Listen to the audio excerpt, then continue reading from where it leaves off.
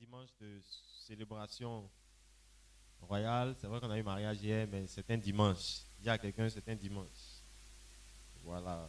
On va donc écouter la parole du Seigneur convenablement. Et on va prier. Amen. Ce matin, on va continuer à parler avant qu'on en reprenne. On va certainement reprendre le mois prochain pour terminer notre enseignement sur les piliers de la croissance spirituelle. Mais ce matin, on va avancer un tout petit peu. On va avancer un peu. Et puis, le mois d'août, on va continuer pour terminer. Amen. Le dimanche passé, on avait parlé du premier pilier. Je vous ai dit qu'il y a 5 piliers. Qui étaient là dimanche passé? Qui était là dimanche passé? On va aller vite. Qui était là dimanche passé? Je vous ai dit qu'il y a 5 piliers. Qui peut nous rappeler les 5 piliers? Voilà. Amen. On a dit qu'il y avait 5 piliers. Il y a 5 choses qui aident un chrétien à grandir spirituellement. Premièrement, c'est le renouvellement de son intelligence. Amen. C'est de ça qu'on a parlé dimanche passé. Je vous ai dit que vous devez, si vous voulez apprendre à grandir, vous devez apprendre à penser comme un grand. Amen. C'est pourquoi 1 Corinthiens chapitre 13 et 14 disent, Paul dit, quand j'étais un enfant, je raisonnais, je réfléchissais comme un enfant. Maintenant que je suis devenu un homme, je réfléchis comme un homme. Si vous voulez grandir spirituellement, il faut arrêter de penser comme un enfant, comme un bébé spirituel. Les enfants dans le Seigneur veulent qu'on leur donne tout. Vous savez, les enfants même, là, ils veulent qu'on leur donne tout.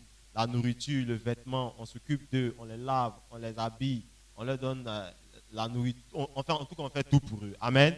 Et un enfant, spirituellement, c'est quelqu'un qui a l'intelligence, qui réfléchit pour lui-même, qui a, dans son système de pensée, il veut tout recevoir de Dieu. C'est pourquoi on a dit que 1 Jean chapitre 2, versets 12 et 14 à 14 disent que les petits-enfants ont connu le Père. Ça veut dire qu'ils connaissent Dieu, qui prend soin d'eux, qui, quand ils veulent quelque chose, ils prient, Seigneur, je veux ceci, Dieu leur donne. Je veux ceci, Dieu leur donne. Mais il faut aller plus loin. Dis à ton voisin, il faut aller plus loin. Et le deuxième pilier, on a dit qu'il y avait la tentation. Je vous ai dit qu'il y a 2 choses. La deuxième chose qui vous fait grandir, c'est la tentation.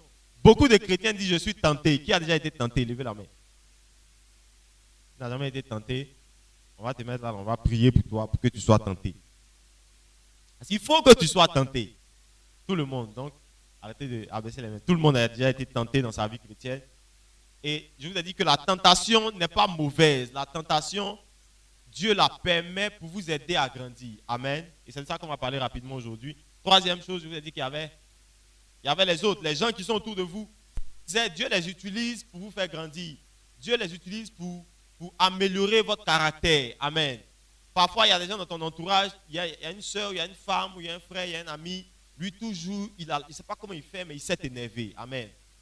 Lui, quand il parle, tu ne sais pas comment il est, mais lui, là, il t'énerve. Il n'est pas dans ton entourage par hasard. Dieu l'a mis là pour t'aider à te corriger. Amen. Dieu l'a mis là pour régler ta colère. 4e point, je vous ai dit qu'il y avait les difficultés. Quand vous rencontrez les difficultés, Dieu veut se saisir de ça pour vous aider à grandir.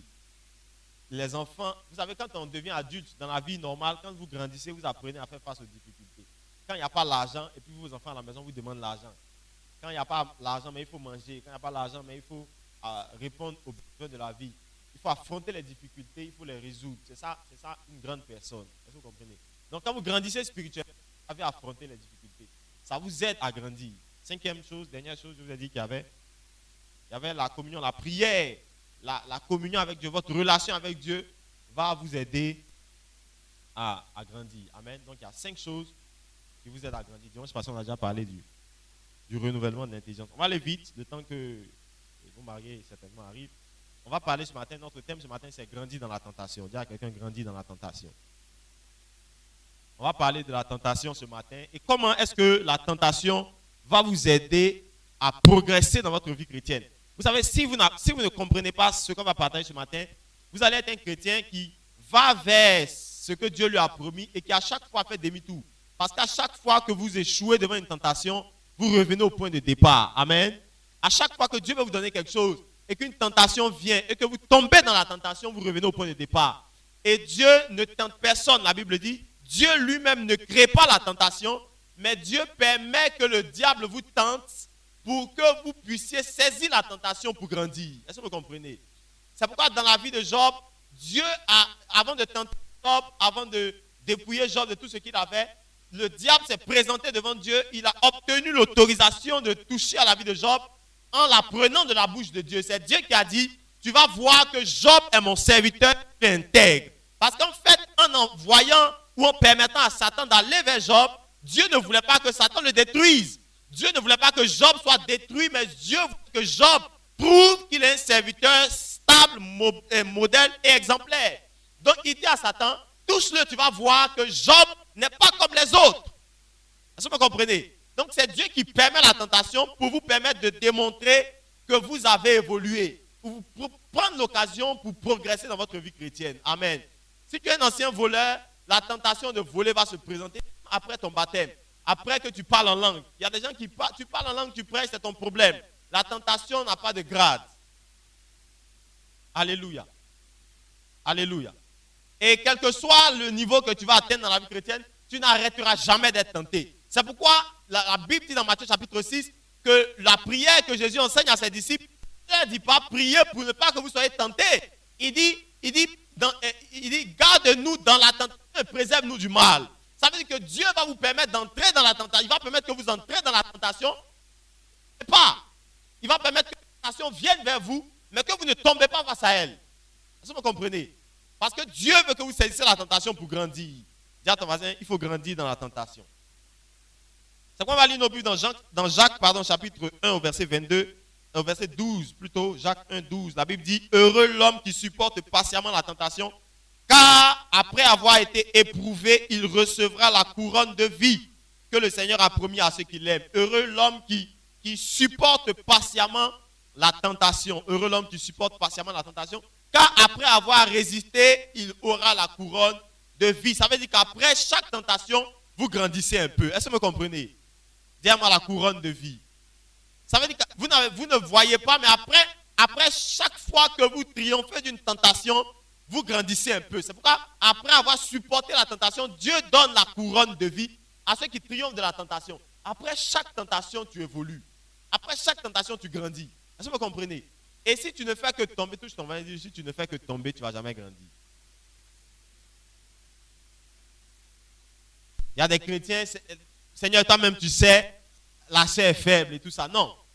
Dis à ton voisin, la chair est faible, mais l'esprit est fort. Voilà. C'est pourquoi Dieu ne t'a pas laissé seulement dans ta chair, il a mis un esprit dans la chair. Donc arrête de nous donner des excuses.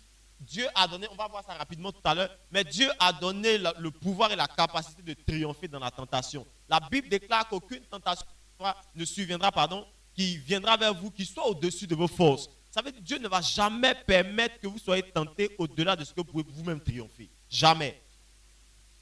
Donc, ça veut dire que si ce n'est pas de la faute de la tentation, c'est de ta faute. Amen. Il ne faut pas te présenter devant Dieu pour dire, Seigneur, la tentation était trop forte. Cette fois, d'habitude, je résiste. Cette fois, c'était trop fort. Tu mens parce que Dieu ne permet pas une tentation qui soit plus forte que toi. Dis Amen. Dis ça à ton voisin, informe-le, on dit, il ne sait pas. Dis-lui, Dieu n'a jamais permis une tentation qui soit plus forte que toi. Tes excuses, tes prétextes. Dieu ne permet jamais. Vous savez, vous n'avez jamais. Chacun a ses tentations. J'ai mes tentations, vous avez vos tentations. Ton voisin, ta voisine, chacun a ses tentations. Vous n'avez pas mes tentations parce que certainement Dieu sait que c'est plus fort que vous. Je n'ai pas les vôtres parce que Dieu sait que c'est plus fort que moi. Chacun a ses tentations, Dieu les permet en fonction de ce que tu peux supporter. Amen. Il y a une somme d'argent que toi tu n'as jamais vu de tes yeux parce que Dieu sait que le jour où tu vois ça, tu vas perdre la tête. Donc Dieu même a fait que tu n'as jamais vu de tes yeux. Tu as déjà entendu parler de ça, mais tu n'as jamais vu. Parce que Dieu sait que le jour où tu vois ça, tu vas voler, tu vas devenir braqueur. Donc Dieu ne permet pas que tu vois. Donc arrête de voler les 5 000 qui traînent. Si tu as vu 5 000, ça veut dire que tu peux supporter 5 000. Arrête de voler arrête de voler mes 5 000. Amen. Donc Dieu ne permet pas une tentation qui soit au-dessus de vous. Elles vont t'aider à grandir. Il faut que vous compreniez ça. Amen. Mais comment la tentation travaille? Quand vous lisez la Bible, il faut comprendre, si vous voulez vaincre, à réussir à triompher d'une tentation, il faut savoir comment le diable procède pour vous tenter. Le diable n'a jamais changé. Vous savez, le diable, est l'une des personnes dans la Bible qui est la plus bête. Amen. Parce qu'il fait toujours la même chose. Depuis que Dieu a créé le premier homme sur la terre, le diable n'a jamais arrêté de faire la même chose. C'est pourquoi, regardez, quand Dieu a fait l'homme, il leur a tout donné, mais le diable est venu faire 3 choses essentielles. Et il fait toujours ces 3 choses dans la vie de tous les croyants qu'il rencontre. Le diable n'a jamais changé de méthode. Amen. C'est pourquoi quand il vient vers une personne avec la tentation, la première des choses qu'il fait, c'est qu'il se saisit d'un désir que vous avez dans votre cœur. Amen. Le diable prend toujours une pensée qui est dans votre cœur. Le diable utilise toujours quelque chose que vous avez déjà en vous pour vous tenter avec. C'est pourquoi, regardez, la Bible parle dans, comme vous disiez, Genèse chapitre 3, la Bible parle de l'orgueil de la vie. Ça veut dire que Adam et Ève avaient dans leur cœur un sentiment qu'on appelait l'orgueil. Vous comprenez? Ils avaient un sentiment, un désir dans leur cœur que le diable a utilisé pour les tenter et pour les faire tomber. C'est pourquoi quand le diable parle à Adam et Ève, il leur dit, puisqu'ils ont de l'orgueil dans leur cœur, il leur dit simplement, si vous mangez le fruit de la pomme, vous serez comme Dieu. Parce qu'ils avaient un sentiment d'orgueil. S'ils n'avaient pas d'orgueil dans le cœur d'Adam et Ève, ce que le diable leur a dit n'allait pas les intéresser. C'est pourquoi quand le diable vient vers toi et te dit, regarde, si tu bois cette bière glacée qui transpire, tu seras très bien rafraîchi. Parce que dans ton cœur, il y a un sentiment de soulard. C'est pourquoi quand une fille passe, le diable te dit, regarde comme elle est belle, est-ce que tu ne peux pas devenir ta copine? Parce que dans ton cœur, il y a un sentiment de convoitise. Sinon, la même fille passe devant d'autres personnes, ça ne leur dit rien. Donc, la première des choses que le diable fait toujours, il se saisit d'une pensée qui est dans ton cœur. Amen. Il se saisit toujours d'un désir qui est dans ton cœur. Si tu veux te venger de quelqu'un, le diable va te présenter dans ton esprit, il va te parler, cette femme-là, est-ce que tu ne peux pas l'empoisonner même? Mais si tu n'as pas un sentiment de vengeance contre elle, le jour où tu entends ça, ça ne te dit rien. Mais si dans ton cœur existe déjà le sentiment de lui faire du mal, parce que cette femme-là, tu la guettes, le diable t'a eu. Et donc la première chose qu'il fait, c'est qu'il prend toujours, c'est pourquoi Marc chapitre 7 au verset 21 dit que c'est dans le cœur de l'homme que naissent les meurtres, les vols, les viols, tout l'homme fait de mauvais naît dans son cœur. Marc chapitre 7 verset 21, il dit toutes les mauvaises choses naissent dans les cœurs des hommes. C'est là-bas que le diable s'en va chercher vos mauvaises pensées et il vous les propose. Est-ce que vous comprenez? Amen. Amen. Deuxième chose que le diable fait toujours, c'est qu'il vous fait toujours douter de ce que Dieu a dit dans sa parole. Vous connaissez, vous savez ce que vous ne devez pas faire, mais quand le diable vient vers vous, il vous fait penser, il essaie de vous faire douter de ce que vous croyez. Amen. Il essaie de vous faire croire que si tu fais ça, ce n'est pas grave. En fait, on dit à l'église que ce n'est pas bon, mais si tu fais, ce n'est pas grave. Dieu va te pardonner. Dieu a amour. Il y a un chrétien catholique qui m'a dit une fois que lui, il est sûr que quand on va mourir, Dieu va nous pardonner. À la fin, là, Dieu va nous pardonner nous tous. Parce que Dieu nous aime trop pour nous envoyer en enfer. Et c'est justement parce qu'il t'aime trop qu'il te parle aujourd'hui pour ne pas que tu y ailles. Amen. S'il ne t'aimait pas, il allait fermer la bouche. Et puis tu allais arriver là-bas et tu allais dire Dieu ne m'a pas dit. Mais il te dit ça aujourd'hui pour ne pas que tu arrives là-bas. Parce que le diable va te faire penser que Dieu est trop amour pour te laisser tomber. Oh non, si tu es tombé, il va te relever. Dieu va te pardonner, ça c'est un petit truc. Dieu a pardonné à des gens. Du moins qui tue, Dieu leur pardonne. C'est rien ça.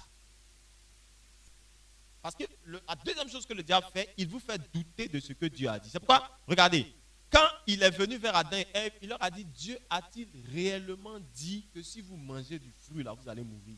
Est-ce qu'ils ont entendu ça de leurs oreilles, oui ou non? C'est à eux que Dieu a parlé, mais il leur a dit, est-ce que Dieu a réellement dit ça? Pour les faire douter de ce qu'eux-mêmes ont entendu de leurs oreilles. Vous savez, vous n'êtes pas pasteur, vous ne connaissez pas bien la Bible peut-être, vous ne connaissez pas tout ce que nous on prêche, mais vous savez ce que vous ne devez pas faire. Parce que la loi de Dieu est inscrite dans le cœur des hommes. C'est pourquoi quand un adolescent veut commencer à fumer, il se cache pour aller fumer. Quand tu vas aller, tu te caches. Parce que la loi de Dieu est inscrite dans le cœur de tous les hommes. Même si tu ne connais pas la Bible par cœur, quand tu veux faire une chose qui n'est pas bien, ton cœur te parle. Oui ou non? Attention, fais attention. Puis tu dis, reste tranquille. Demain, je vais faire attention. Parce que Dieu sait que tout le monde peut-être ne va pas connaître ça, mais tout le monde peut écouter son cœur.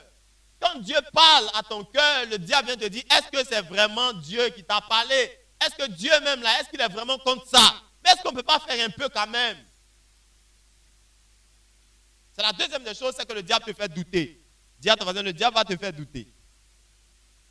Et nous, on refuse ça au nom de Jésus. La troisième chose, c'est que quand tu commences à douter, parce que le but de la deuxième chose que Dieu fait et que le diable fait, c'est de détruire la parole de Dieu dans ton cœur. Quand la vérité est détruite dans ton cœur, la troisième chose que Satan va faire, il va te donner un mensonge. Il va te parler maintenant. Le diable ne te parle pas tant que tu ne doutes pas. Amen. Le diable commence toujours par te parler au sujet de la parole de Dieu pour te faire douter. Il a fait la même chose avec Jésus, Matthieu chapitre 4. Il a dit à Jésus, il est écrit que si tu te jettes, les anges vont te porter sur leurs ailes. Le diable vous parle toujours en commençant par la parole de Dieu pour que vous en doutez. Si vous doutez de la parole de Dieu d'abord, ensuite il va vous donner le mensonge. Jean 8 chapitre 44, la Bible dit que le diable est le père du mensonge, il l'a fabriqué pour détruire les hommes. Quand vous doutez de ce que Dieu a dit, il va vous dire, ah bon, tu vois, Dieu n'a pas forcément dit ça. Et tu peux aussi faire ça, Dieu va te pardonner. Ensuite, le diable te ment. Il te fait croire que si tu fais, ce n'est pas grave. Ça là, tu n'es pas le seul, tu ne seras pas le dernier, tu ne seras pas le premier. Amen. Amen. Pendant qu'on parle, il y en a des qui revoient leurs tentations et leurs chutes. Parce que le diable n'a jamais changé de méthode et il ne changera pas de méthode. Il passe toujours par ces trois étapes. Et quand vous devez pécher, le péché se conçoit toujours dans votre esprit. Vous n'avez rien fait de mauvais qui n'a commencé dans votre tête. Rien. Avant d'aller voir la fille là, tu as imaginé d'abord. Tu t'es imaginé avec elle. Celle-là. Tu as pensé à elle. Ou bien tu as pensé à lui. Avant d'y aller. Avant d'aller allumer la cigarette, tu as pensé à la cigarette. Est-ce que vous voyez?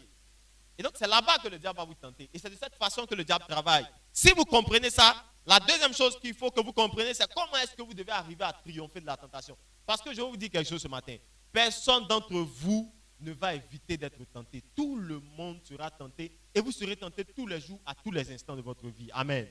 À tout moment, vous serez tenté. C'est pourquoi, regardez ici, c'est pourquoi le problème, ce n'est pas la tentation. Quelqu'un m'a dit une fois que le problème, ce n'est pas les pensées que vous avez dans votre cœur. Ce ne sont pas les mauvaises pensées qui viennent dans votre tête. Ce n'est pas ça le problème. Le problème, c'est qu'est-ce que vous faites quand ces pensées viennent dans votre esprit. Quand vous pensez à aller voler, qu'est-ce que vous faites de la pensée qui est venue? Vous n'êtes pas responsable de votre pensée. Parce que quand vous voyez, si tu vois par exemple un fumeur, tu penses à une cigarette. Si tu vois une bouteille d'alcool, tu penses à l'alcool. Les pensées naissent de ce que vous vivez autour de vous. Vous n'êtes pas responsable de ça. Mais vous êtes responsable dès l'instant où vous décidez de vous soumettre à votre pensée. Dès l'instant où vous décidez de faire ce que vous avez vu ou ce que vous avez imaginé. Donc je ne suis pas responsable si je pense la convoitise, mais je suis responsable si je tombe dans la convoitise. Est-ce que vous me suivez bien? Vous êtes distrait, vous là. Suivez ici. Ce n'est pas vous qui installez les gens. Amen. Et donc c'est pourquoi il faut faire très attention. Le problème, ce ne sont pas vos pensées. Le problème, c'est comment est-ce que vous utilisez vos pensées. Amen. Le problème, c'est comment est-ce que vous utilisez vos pensées. Gloire à Dieu. C'est pourquoi on va voir rapidement, on va finir avec ça. On va voir comment est-ce que vous pouvez arriver à vaincre la tentation. Vous me parlez, vous n'écrivez pas. Je vous ai dit, je n'aime pas quand on prêche et vous n'écrivez. Je n'aime pas ça. Amen. Je n'aime pas ça même. La deuxième chose qu'on va voir rapidement, c'est comment est-ce que vous arrivez à vaincre la tentation. Parce que Dieu vous a appelé à la victoire. Dis Amen. Ah, ça c'est trop fait. Ah, ce sont des perdants, ça. Dieu vous a appelé à la victoire. Il y a des gens qui veulent rester. Pasteur, laisse-moi dans mon péché pour l'instant. Dieu vous a appelé à la victoire. Touche ton voisin et dis, voisin, attrape-moi, on va dire Amen ensemble. Ne le laisse pas dans son péché. Dieu vous a appelé à la victoire. Voilà, ton voisin lui veut rester dans, il va Amen, Amen. Dis, tu dois sortir au nom de Jésus. Ton voisin veut rester dans son péché, donc il ne veut pas dire Amen. Tu vas vaincre ton péché au nom de Jésus. Et il faut comprendre qu'il y a 6 choses importantes, 6 petites choses qui vous aident à vaincre la tentation. À chaque fois qu'elle viendra vers vous, rappelez-vous de ces choses-là. Premièrement, ne vous laissez pas intimider parce que la première des choses qu'une tentation fait dans votre esprit, c'est que la tentation vous rend coupable. Vous n'avez pas encore commis l'acte, mais vous avez l'impression que vous êtes déjà un pécheur. Amen. C'est pourquoi vous pensez à quelque chose, Parfois, il y a des chrétiens qui sont surpris qu'il est baptisé, baptisé, confirmé, tout ça, mais il continue de penser à l'alcool. Quand il a envie de boire, il se dit, mais comment moi qui suis devenu un homme de Dieu, pourquoi j'ai envie de boire encore? Il se sent coupable. Vous n'êtes pas coupable, je le répète, vous n'êtes pas coupable de ce que vous pensez. Amen. Et c'est la première des choses que vous devez comprendre si vous voulez vaincre la tentation. Ne vous laissez pas intimider. Vous n'êtes pas coupable de vos pensées et de ce que vous concevez dans votre esprit. Vous n'êtes pas coupable de ça. Vous n'avez pas encore péché. Vous avez le choix de décider si vous allez le faire ou si vous n'allez pas le faire. Est-ce que vous me comprenez?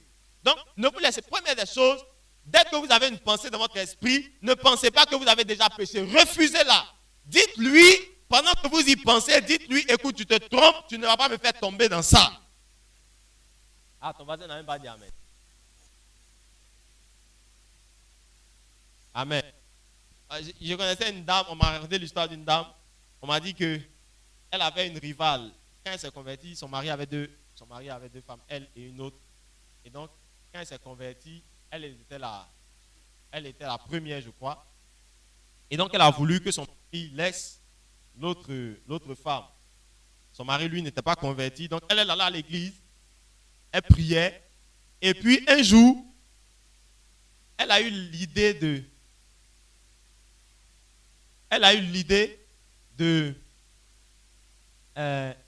tuer sa rivale. Donc, elle a pensé à l'empoisonner ou bien à lui faire du mal ou bien aller voir quelqu'un, en tout cas pour la tuer. Et elle s'est dit elle est devenue, comme elle est chrétienne et tout ça, elle priait pour ça. Certainement que c'est Dieu qui a mis ça dans sa tête. Donc, elle a dit aux gens que Dieu lui a dit qu'elle doit tuer sa rivale. Amen. Et donc, elle a tout fait. Il paraît qu'elle a empoisonné la dame. Et la dame est décédée. Et donc, le jour des obsèques, pendant que les gens venaient parler, tout ça, vous savez, souvent on dit de venir rendre témoignage de la femme qui est décédée. Elle a pris le micro, puisque l'église était invitée à chanter, tout ça. Elle a dit, vraiment, elle avait dit merci au Seigneur.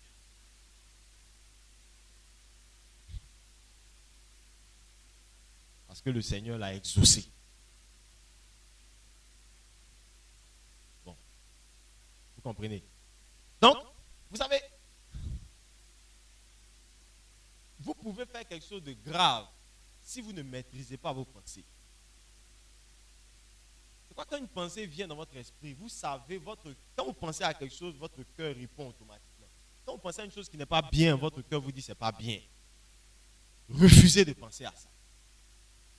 C'est la première chose. Amen. Amen. On dit ils sont là, ils n'ont qu'à venir s'asseoir. Dans leur église. Faites-les venir s'asseoir. Ou bien on veut faire une entrée. On veut préparer une entrée. Bon, c'est qu'ils n'ont qu'à attendre à la fin. Amen.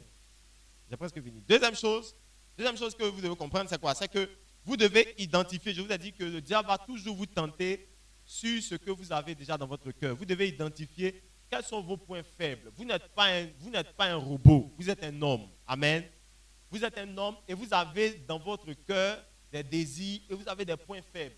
Vous avez des endroits sur lesquels le diable vous tente tous les jours. Vous savez, on n'a pas besoin de te dire Dieu me dit fais ceci. Ton cœur, où je parle là, ton cœur te dit toujours le diable te tente sur la même chose. Tu tombes, tu te lèves, tu dis hé Dieu, demain je ne vais plus faire. Tu tombes, tu te lèves, hé Dieu, je ne vais plus faire. Tu sais de quoi on parle. Regarde ton voisin droit dans les yeux, tu sais de quoi on parle. Quand vous identifiez ça là, ne priez pas. Vous savez, les chrétiens parfois sont des... Vous savez que vous avez un problème avec la cigarette, mais vous priez contre les sorciers. Parfois, je ne comprends pas comment les chrétiens font leur truc. Tu sais que ton problème, c'est que tu as envie de fumer, tu ne peux pas résister. Mais quand tu as l'occasion de prier, tu tailles les démons, les sorciers et toi-même. Donc si tu connais ton problème, prie pour ça. Si tu as identifié ton problème, prie pour ça. Vous savez, Dieu répond à vos prières. Donc parfois tu dis, mais Dieu va Ça là, Dieu va me transformer. Mais tu ne pries pas pour ça. Tu pries pour les sorciers, donc Dieu te préserve des sorciers, de leurs attaques, mais tu continues d'être un fumeur. Donc prie pour la cigarette. Prie contre ça. Seigneur, je veux arrêter. Dis-le dans la prière. Si tu as identifié, il faut prier pour ça. Sachez prier, ne priez pas pour faire plaisir aux gens. Quand vous êtes chez vous à la maison, vous connaissez vos problèmes, priez pour ça. Arrêtez de demander l'argent à Dieu. Dieu n'a pas un problème d'argent. L'argent n'est pas fini au ciel. Dieu n'a pas un problème d'argent ou de vous donner l'argent, voiture, mari. Dieu n'a pas de problème avec ça. C'est vous qui avez un problème. Quand vous connaissez votre problème, priez pour ça. Seigneur, je ne résiste pas devant l'argent. Prie pour ça, dis Seigneur, aide-moi. Amen. Mais il y a beaucoup de chrétiens qui ne prient pas pour leur faiblesse. Ils veulent tellement paraître. Vous savez, vous pouvez tromper les hommes, vous ne pouvez pas tromper Dieu. Vous pouvez, nous là, même un homme de Dieu, Dieu sait ce qu'on nous révèle. Dieu, vous savez, on sait ce que Dieu nous révèle, c'est tout. Si Dieu ne m'a pas dit, la soeur qui est là, elle a fait ceci, tu te caches, je ne le sais pas parce que je ne suis pas avec toi. Même si je ne le sais pas, Dieu le sait. Donc il y a des chrétiens qui se cachent jusqu'à, ils se cachent même devant Dieu. Ils ne peuvent même pas prier pour dire, Seigneur, je vole. Parce qu'ils pensent que Dieu ne les voit pas. Dieu est ton voisin, Dieu sait que tu es un voleur. Dis-lui de t'aider à arrêter de voler. Nous, on ne sait pas que avant d'être là ce matin, hier soir, tu étais avec ta copine ou ton copain. Nous, on ne sait pas. Mais Dieu sait. Donc, prie pour lui demander, Seigneur, je veux arrêter. C'est la deuxième chose. Amen. Donc, identifiez là où vous avez un problème, priez pour ça. Arrêtez de blaguer tout le monde jusqu'à blaguer Dieu. Arrêtez ça. Amen. Ok. Troisième chose, c'est que demander de l'aide à des gens.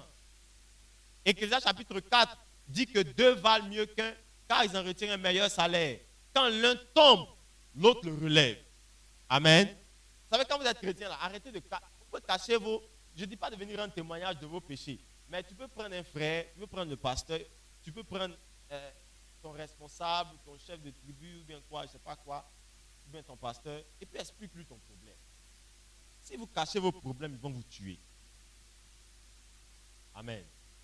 Même nous-mêmes, là, on a des gens à qui on va parler. Vraiment, vieux, on fait ça, mais sur ce niveau-là, ça ne va pas. Amen. On te donne des conseils. Prie. Le jour où tu n'arrives pas. Parce que, vous savez, si vous avez honte de tomber, Jésus lui-même en portant sa croix est tombé, il s'est levé. Si vous avez honte de tomber, vous n'allez jamais sortir de la tentation. Vous savez un lion là, si tu prends un lion, tu le mets dans ta chambre, tu le caches, il grandit, tu le caches, un jour il va te manger.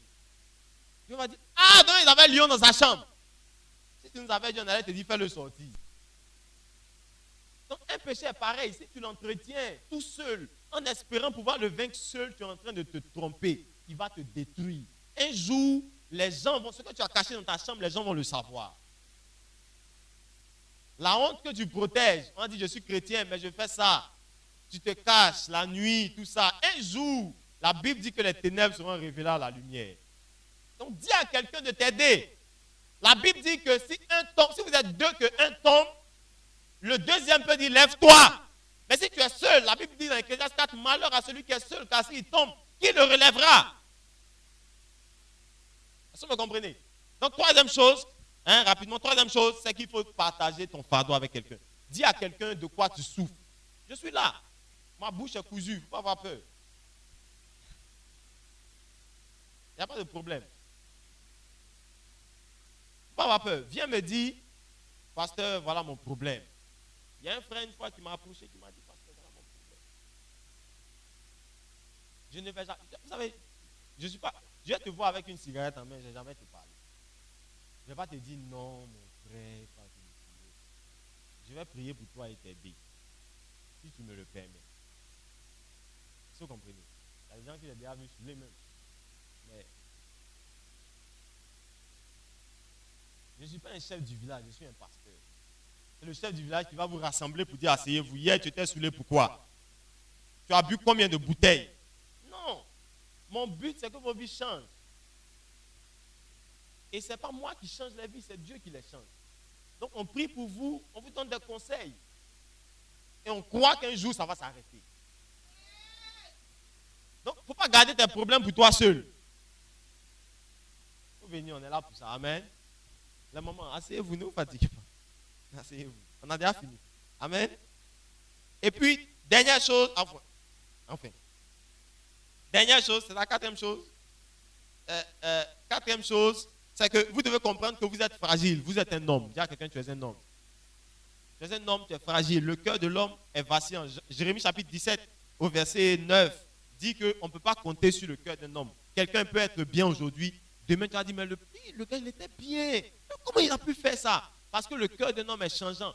L'homme n'est pas quelqu'un de stable. À cause de la chair, l'homme n'est pas quelqu'un de stable. 1 Corinthiens 10, 12 dit quoi? Il dit ceci. Il dit, si quelqu'un est debout, qu'il prenne garde à ne pas tomber. Parce qu'être debout, là, ce n'est pas une garantie. Si tu es debout, quelque chose peut venir te faire tomber. Si tu es un bon chrétien, bien, fais attention, ne pense pas que c'est fini. Tu es fragile et à tout moment, tu peux te retourner. On peut dire, le pasteur Arnaud, il est bien, il est bien, il est bien. Et puis un jour, on apprend le pasteur Arnaud. On dit, le jeune, il était bien. Est-ce que vous voyez? Parce que si tu ne fais pas attention, si tu ne veilles pas sur ta vie, si tu crois que ouais, c'est bon, maintenant je suis un bon chrétien, ça va aller, il n'y a plus de problème. Le diable va te surprendre. Amen. Amen.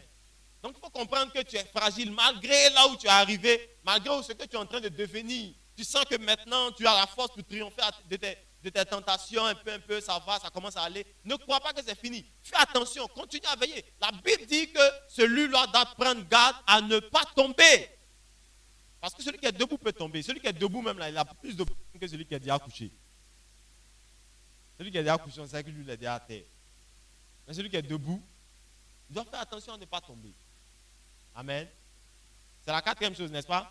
La cinquième chose, c'est qu'il vous faut résister au diable. La Bible dit dans Jacques chapitre 4, verset 7, la cinquième chose, il dit résistez au diable et il fuira loin de vous. Les chrétiens qui ne résistent pas à Satan, le diable ne fuit pas. Vous savez que le diable est un fuyeur, vous savez ça? Vous savez, vous là, il y a des chrétiens qui ont trop peur de Satan. Je n'aime pas les prédications où on dit est-ce que le Satan est comme ça, le diable est sorcier, je n'aime pas ça. Parce que Satan n'est rien. Satan fuit. Est-ce que vous savez ça? Satan dont vous avez peur, là, c'est écrit que c'est un fuyard. Résistez et il fuira. Deux personnes veulent se battre et puis on lui donne un coup de poing et puis il commence à courir pour rentrer chez lui. Ça veut dire que vraiment le coup qu'il a reçu là. Le diable est un fuyard. Mais le diable ne fuit pas parce que tu ne résistes pas. Mais, opposez-vous à lui dans la prière. Priez, dites au diable qu'il n'a pas le droit de vous toucher. Tous les jours, je vous le dis, le diable n'a pas le droit. C'est pourquoi 1 Pierre dit que le diable est un lion rugissant qui rôde, qui dévorait. Si j'ai le droit de te prendre, je te prends. Pourquoi je rôde? Si je rôde, ça veut dire que je n'ai pas le droit de te prendre. J'attends que tu me donnes la permission, tu me donnes une occasion pour te prendre. Dis à quelqu'un, il n'a pas le droit de te prendre. Dis-lui, résiste au diable, il fuira loin de toi. Donc voici les 5 choses, rapidement, voici les 5 choses qui vont vous aider à triompher de la tentation. Et vous êtes appelés à la victoire. Les tentations ne finiront jamais. Si vous allez passer 100 ans sur la terre, vous allez avoir 100 ans de tentation. Donc vous devez apprendre à vaincre la tentation. Sinon, un jour, vous aurez été chrétien, mais à la fin, on va vous disqualifier. Paul a dit ceci. Il dit, je cours moi-même en faisant attention à ma course, pour ne pas qu'après avoir enseigné les autres, moi-même le dernier jour, je sois disqualifié. Ça veut dire que vous pouvez être un bon chrétien jusqu'à ce que vers la fin de vos jours, vous tombez dans la tentation n'importe comment et vous gâtez votre vie. Donc faites attention, veillez-y. Chaque jour est un jour important. Vous devez faire attention à ce que vous pensez. Amen. Levons-nous, on va prier le Seigneur ensemble. Mets la main droite sur la tête et puis prends la main gauche pour la mettre sur le cœur. Dis au Seigneur de veiller sur toi, de t'éloigner, de te garder de la tentation. Tu vas dire qu'elle viendra. Seigneur, je sais que la tentation va venir, mais je refuse de tomber au nom de Jésus. Élève ta voix, parle à Dieu. Élève ta voix, prie.